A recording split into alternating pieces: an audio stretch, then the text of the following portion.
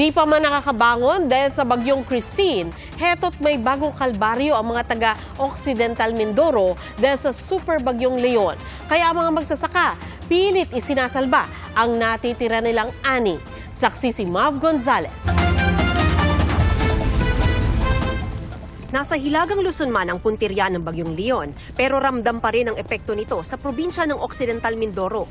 Zero visibility nga sa National Highway kaninang tanghali sa lakas ng ulan.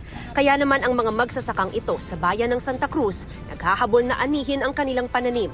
Tinatalian para hindi magsibol, para mapakinabangan pa po yung bunga. Noong kalagitnaan pa raw ng Oktubre dapat nila ito nagawa. Hindi lang tumama ang Bagyong Christine. Pag mahaba na yan, hindi na pwede. Ito po pwede pa ito yung ganito. 3 hektarya, kalahating hektarya. Kalahati nung 3? Kalahating sarya din po ang nasira. Isa't kalahating hektarya rin. Opo. Oo, ayan.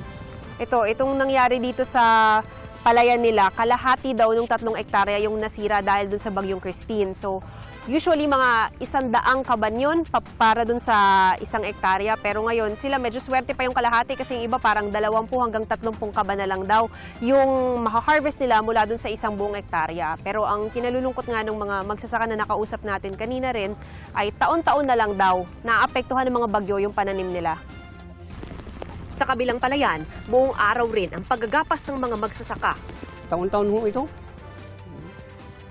Swerte naman yung hindi nadapa at maraming mani. Kami nadapa lahat, wala na. Masipag ka, wala na, tatamarin na. Subukan ulit umutang pag maani lahat. Pero kung sila may munting pag-asa ng aanihin, ang iba gaya ni Adeliza, naghihintay pa rin. Hindi na po tumigil yung ulan. Tumigil man po ng 1 araw ay lubog pa rin po sa tubig. Pumunta kanina yung asawa ko doon, may itim na po yung ilalim eh. Tapos may part na po na maasim na yung palay. Ang kapatid ni Adeliza nakapag-ani na, pero problema naman ang pagpapatuyo sa mga ito dahil panay ang ulan. Kaya heto, tinakpan muna ng trapal sa kalsada gaya ng ibang magsasaka.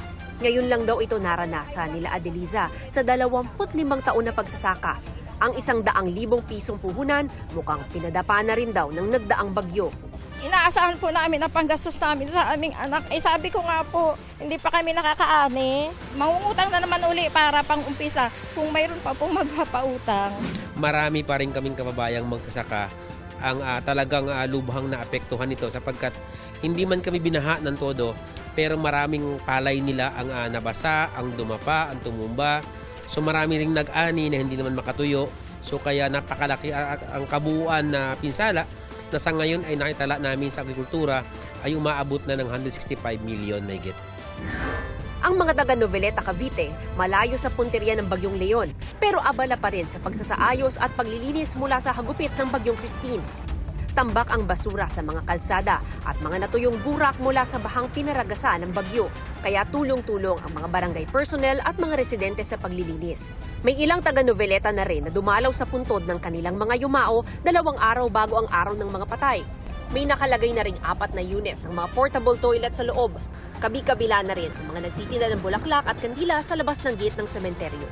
Para sa GMA Integrated News, Mav Gonzalez ang inyong saksi.